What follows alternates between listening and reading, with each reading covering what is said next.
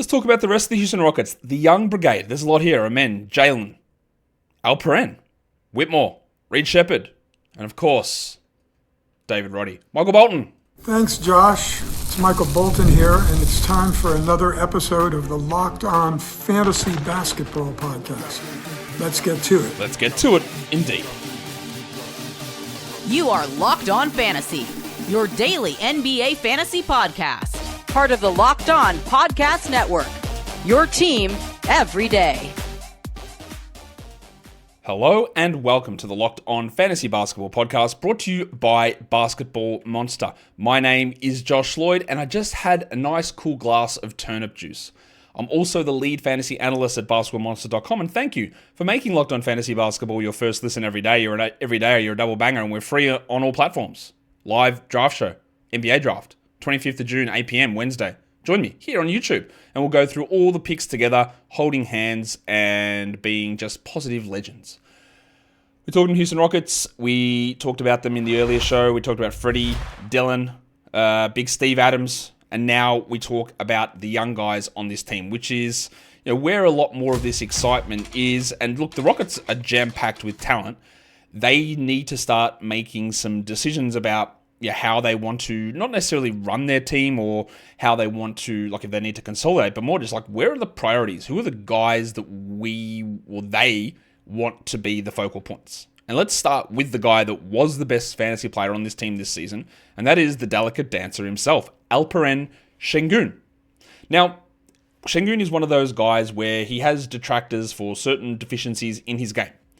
You will note that he had that serious ankle injury the year before, came back, he was fine. I had him actually pretty high in comparison to where he finished. So I would say overall, he disappointed slightly for me this season. I had him in the 25th, and he ended up 47th. If points leagues, he was 23rd. So that was about the right area. Part of the thing of the complaint on Sengun for people when talking about his fantasy numbers is he doesn't get many defensive stats. And I get that. They're not obscenely bad. It's not Julius Randle. It's not Kyle Kuzma. We had 1.1 steals and 0.8 blocks. It's not bad. It's not great. It's not bad. 10 rebounds, 5 assists. Really good. 19 points. And I'll tell you that's a bit disappointing. He's 23. He made the All-Star team. He's very good. We have been on Alperen Sengun on this show for years. Before he was drafted, we really loved what Sengun could do.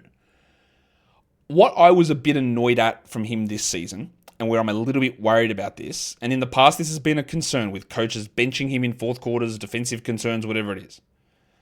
Part of my concern for him is the shooting numbers, the field goal percentage, under 50%. And it was mainly just it's not because he couldn't hit threes, 23%. That's not the reason that it was that bad. He was just so wildly off on his shots, his 2-point shots. And not even mid-range as a thing. I'm talking about shots at the rim. Why was he what happened to him? Where did he his rim field goal percentage went from 64 to 60. It shouldn't be that bad. We're talking about a center here who's 34th percentile in rim finishing. That's bad. His mid-ranges, 2 years in a row, 45%. He's got the Alperen Sengun floater. 45% 2 years in a row, 41. That kills you. That's the problem. The other concern is he lost a full minute of playing time. And the thing that I'd be a little worried about here is Steven Adams. Because they can go with Steven Adams. They've got other options they can go for. The other thing that did change, which I think is largely the reason that his floater game and his finishing at the rim numbers dropped so much, is in the 23-24 season, Sengun had 65% of all of his shots were assisted. Yep, 65%. Last season, 49%. So he self-created more shots. Now, we talked about this in the first Rocket show about Fred VanVleet and the assist numbers dropping. So it went more to an Alperen Sengun-based offense, where he generated his own shots, and they just, again, based on these numbers, they just weren't as good. He also took more shots from the mid-range. 7.2 per 75 possessions to 5.9. And that's not an efficient shot. So, do they make another switch up to the offense? Does it move a little bit out of Sengun's hands again? and he gets fed more shots rather than trying to create them because they didn't work. So can that field goal for that 49.6, his true shooting went from 60, 59 to 54. It's horrifically bad. It's really bad. That's the thing that disappointed. And is that an easy fix? I actually don't think it's a difficult fix. So while he let me down a little bit, I am a little worried about Steven Adams with Sengun and how that impacts him. The change here is like stop with the silly floater attempts. Let someone set him up. Get that field goal back to 53. That puts you at 20.5 points maybe, and then we're cooking. That is all it is. So there was a gigantic change. He self-created more. He took more shots, floater range, mid-range. They did not go in at the rim or mid-range. So will they go back to him being less of a self-creator? Still create for others, but less of a self-creator? And the efficiency jumps back up. I don't know the answer to that, but that's the path. That's the letdown thing. The free throws we know about. The blocks and steals, cool, but whatever. That's who he is. We don't expect much to change there. Those numbers are basically right in line with career numbers. His assist rate, basically the same. It's just that part of it. And that I do think that's a relatively easy fix. Let's talk Amen Thompson, who I don't know how, maybe this is not accurate for you, but he's got to be close to like top 5 fun players in the NBA. With Amen Thompson, I admittedly, I was, and this, I got to be cautious about what I say here. I was down on Amen Thompson because I didn't know the role. I had him 101st in the preseason. His ADP was 116th, so we're ahead of ADP, no problem. But he smashed that. He was the 58th ranked player this season. He was 33rd after the trade deadline. He passed. He defended like he's legitimately top 2 perimeter defenders in the NBA already in year 2. Is he the best athlete just in general in the entire NBA? Maybe. Is he the fastest, most explosive athlete? Maybe. The shooting is bad. We know this. 68 from the lines, 28 from 3. These are bad numbers. But 56 from the field. So, unlike Sengun, he made the 2-point shots that counted, and the mix of those shots was correct. He averaged 14, 8, and 4. 1.4 steals and 1.3 blocks. And the thing with the men is, he can legitimately play all 4 positions on the court. Or 4? No, there's actually 5 on a basketball court. He can play all 5 positions. Part of the reason that, again, I was down on him is I just didn't know that they'd give him the minutes. I wanted them to give him the minutes. I wanted him to play over Jalen Green. I wanted him to do that. But I didn't think they would. And honestly, they didn't. He didn't play. He played 24 minutes a night until Jabari Smith got hurt. And then Jabari Smith got hurt and he played 38 minutes a night. And then Jabari Smith started to come back and they kept Smith on the bench. And then Van Vliet would get hurt, so Thompson could play there. And then somebody else would get hurt, so Thompson could play there. And they locked him in the end with 32 minutes. If you think that Amen Thompson is beginning the season as a starter, and I don't even know there's a guarantee of that, he's playing more than 32. He'll play 34, 35 minutes. But also that would mean that Jabari Smith is just permanently a bench player, or they're benching Dylan Brooks, or they're benching Jalen Green, which I don't know if they do any of those things. So what about these numbers for Amen is fake? Like nothing. I don't think anything's fake. He's also doing this on 18 usage in 32 minutes. Could he be at 21 usage in 35 minutes? That's honestly a top 20 player. The question's going to be, where do you draft him? Because we just don't know where he's going to be. Post-trade deadline, 33rd is great. He will almost assuredly go in the 3rd round, which I think will be fair.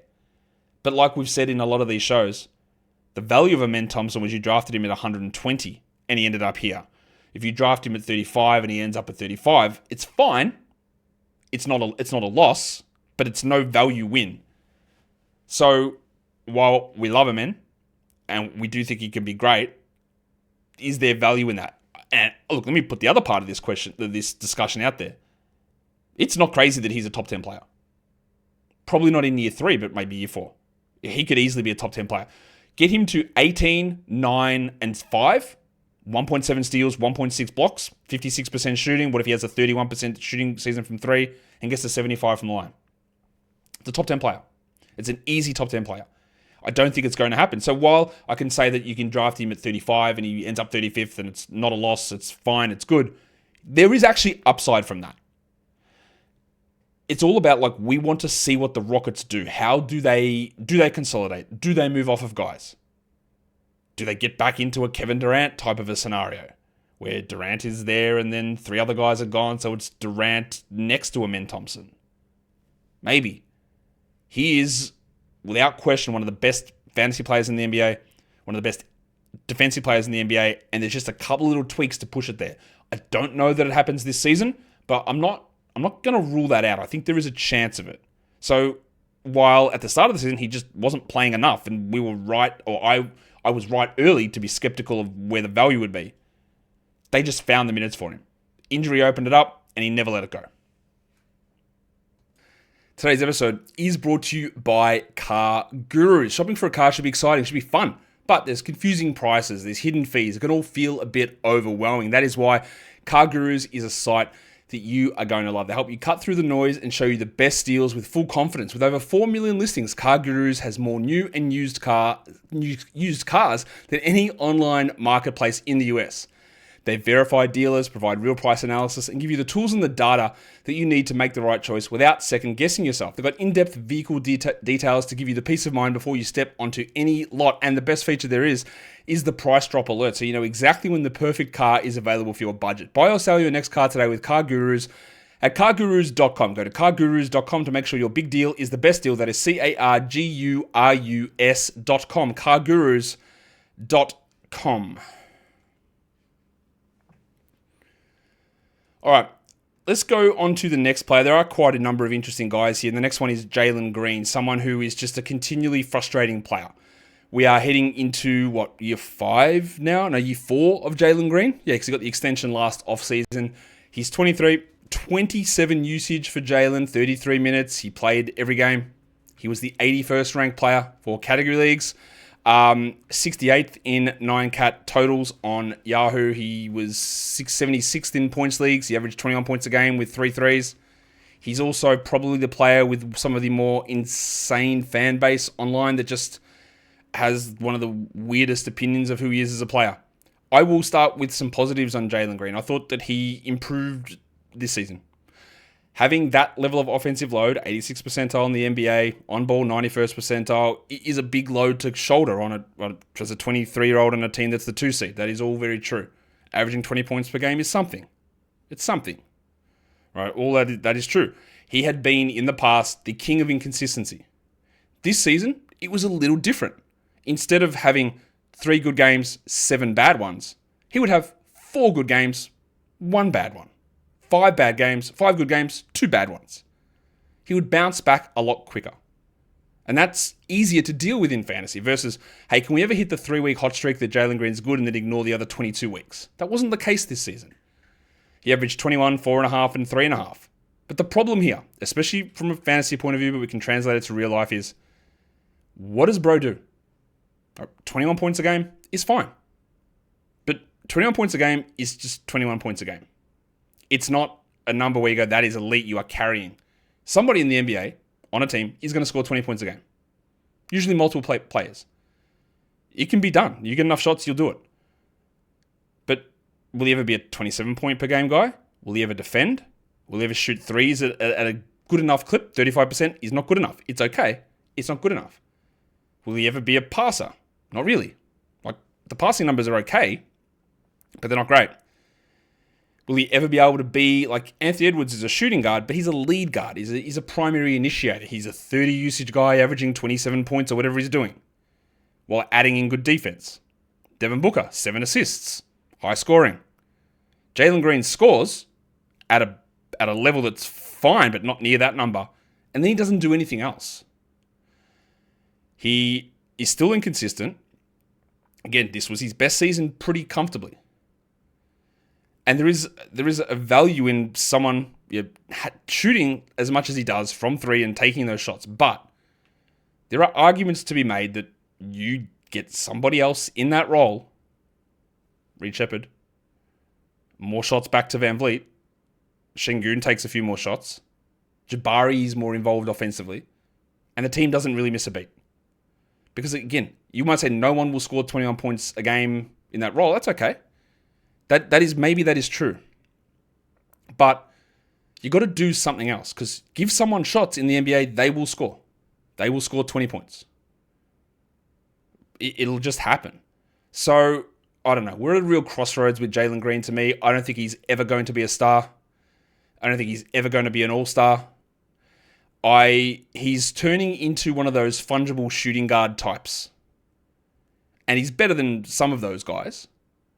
But when you're, especially for fantasy, subpar rebounds, assists, steals, blocks, field goal percentage, and then not a super high free throw either, you're a points and threes guy, and if that doesn't benefit the team all the time, that can easily just disappear. So while this was the best season of Jalen Green's career, he's still got some motion. Some people really love him. In Dynasty, I would be looking at this. Is this the peak? What is the next level? And is it up or down? I don't really buy into Jalen Green. Like, if things stay the same, though, and he's the starter in Houston, I'd draft him in the 80s or 90s. Where did I have him in the preseason? 105th. He finished 81st. Okay. ADP was 90th. No problem. I don't really, like, does he have the elevation that, like, Tyler Hero did this season? Can he move into where Zach LaVine did? But in order to do that, you need 5.5, 6 assists. You need 40% from 3. And I don't think he does any of those things. You need to be a 27-point per game scorer. And I don't think he does any of that either. So I think we are actually right here now at this crossroads. And he probably gets one more year to be the higher usage player on the team. But I also think that it's not really going to elevate. And then we're going to have some changes necessary. Let's talk Tari Eason. Because obviously he has one of the better fantasy games in the entire NBA on a per-minute basis. He missed most of this previous season with that tumor on his leg. He came back. There was some ups and downs in terms of role and then missing time. And then I was very worried that something had returned because he had a big chunk of games missed. He ended up playing 57 games. He was sitting back-to-backs. He did play 25 minutes a night. Right? He played 25 minutes a night, so it's a pretty good number. And he was the 88th ranked player. He was 77th post-trade deadline, 25 minutes a night. Now, will Tari Eason ever be a 30-minute a night player? Because if he is, he's a top 40 fantasy guy. Because he blocks shots, he gets steals, he rebounds well. He scores not bad. Like 34 from the free is not great, but for the player he is, it's okay. I thought he was much better this season than he's been in the past, and the advanced metrics go to that. He's one of the better steals guys and positional blocks guys in the league. Not as good as a man, but he's great. We know the pressure he puts on. But like, we look at a man and go, a man can be a 36-minute a night starter. I don't know if Eason ever can be that, and I do not know whether Eason and Thompson can hold down 32 minutes a night together, given the shooting concerns there, and then paired with Sengun. So, while you could easily argue that Eason's a better player than Jabari Smith, that he's shown more than Jabari Smith, he's more impactful, he's more disruptive, how does it fit with the others? And if Amen Thompson wasn't there, you could easily just go, well, okay, Eason plays 32 minutes, he plays next to Jabari, we can deal with his iffy shooting, it's great. But if Amen's a better player, and he is, and he's going to get the prioritization, and Sengun's a better player, and he is, and he gets the prioritization, you've got to be really careful how you deploy Tari Eason. Because you can't really give him 32 minutes a night, unless he becomes a volume, reliable shooter to create space. Defensively, he's going to always be there. And he will be a top 100 draftable player without really any question. Because I imagine he gets his 25 minutes, if not more. But an idea that he might like replace Jabari, maybe he does, but like be a 32-minute a night starter, it's still VanVleet, Green, Brooks, Thompson, Sengun. Then you got Jabari and Tari on the bench. Like, it's very hard to get there. And that's why we look at this offseason like they might need to make decisions in terms of coalescing some of their group to find the right option. So we still love the value of him. I'm not sure that Tari Eason is ever a 32-minute a night starter that would then elevate him to top 40, top 35 fantasy numbers. We love the numbers. We know that if he played those minutes, he would be that. We know that. 8 rebounds, 2 steals, a block point, 1.2 blocks, 16 points, 1.5 threes. We know that he would do that. There's no question about that. Would his health, play style, and the guys around him ever allow that to happen? And at the moment, I'm probably leaning no, at least in the next 3 years. I don't see it unless he's moved on to a different team. If he goes, imagine like Kevin Durant to Houston, Tari Eason to Phoenix as a 32-minute night starter next to Devin Booker, Bradley Beal. then you're cooking. But in Houston, I don't really know how that, we get there. I don't know how that works. I'm not sure it does. Today's episode is brought to you by Wayfair. There's nothing like stepping into your own outdoor space and feeling like you've escaped to a personal oasis. So if you're wanting to update your patio this season, Wayfair has made it so easy to turn it into a space that feels like yours, comfortable, stylish, and ready for the summer. Everything that you need to update and level up your outdoor setting is available at Wayfair. Conversation sets, outdoor bars, hot tubs, gazebos, fire pits, string lights. All of the perfect stuff that you need to set that outdoor area up are available at Wayfair. Plus, the delivery there is free. It's fast and it's totally hassle-free, even with the larger items. So now, when you're hosting friends or just want to unwind outside, you can set up that area to perfection. Don't wait, make your outdoor space your dream oasis today with Wayfair and enjoy it all summer long. Head to wayfair.com right now to shop a huge outdoor selection. That is WAYFAIR.com. Wayfair, every style, every home.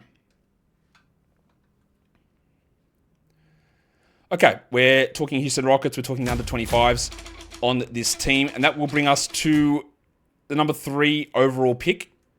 Not in this last draft, but a couple of years ago, Jabari Smith Jr., who theoretically had a really interesting fantasy game. Oh, look at the steals. Oh, he's blocking shots. He hits threes. He rebounds. Maybe there's scoring upside here. I guess not. It has been... Smith is one of these guys that... I loved him from a fantasy point of view as a rookie because I thought he's going to get a lot of minutes and put up really good numbers. From a real-life perspective, I thought he should have gone number 3. I didn't think he should have been in that mix for number 1 or number 2. Okay? But it's been a real struggle. Low usage. The shooting is fine, but it's not 39%. 35 from 3, 83 from the line. The blocks and the steals, absolutely non-existent. He doesn't really do much in terms of stepping into the arc and scoring. Again, he's a useful player. He's a very good player in terms of spacing and secondary rim protection. His injury opened up a lot of stuff for a men to play, and he still is a viable and useful player, but 21st percentile in offensive load, 21st percentile time on ball. He doesn't pass. Those blocks and steals that we saw from him at Auburn don't exist. The outlines of a fantasy game should still be there, but they're not. And when you are 3 years in to an NBA career, and those numbers that appealed coming out of college haven't materialized, I don't think they're going to happen. I don't think he's ever going to be a high steals guy, or a high blocks guy, or even be a guy that is able to ramp up usage necessarily. And again, much like with Tari Eason, especially on this team, the advantage he has over Amen, over Tari, over Steven Adams, over Alperen Sengun is he can shoot. So if he gets it together, and more importantly, if he shows aggression offensively, he might close games at center. Like, he still played 30 minutes a night, but obviously not very well. 163rd ranked player. 24.6 fantasy points. It's not very good. 12 points a game, 7 rebounds. But like almost 2 threes with 7 rebounds. Get me 1.5 blocks. Get me 1 steal. And then we are rolling. I'm just having no faith in that. I'm having no faith in the usage popping to 20. It could be one of those ones where it does need a new team. And much exactly what I said for Eason. He goes to Phoenix. He starts and plays 33 minutes. I would hope he gets the opportunity to push the usage up. But it also just might not be him. He might not be able to bring those numbers from college. He might not be able to ramp up usage and be aggressive offensively. So he's been somewhat of a disappointment, even though he's an incredibly useful player who would be a starter for 10 plus years in the NBA.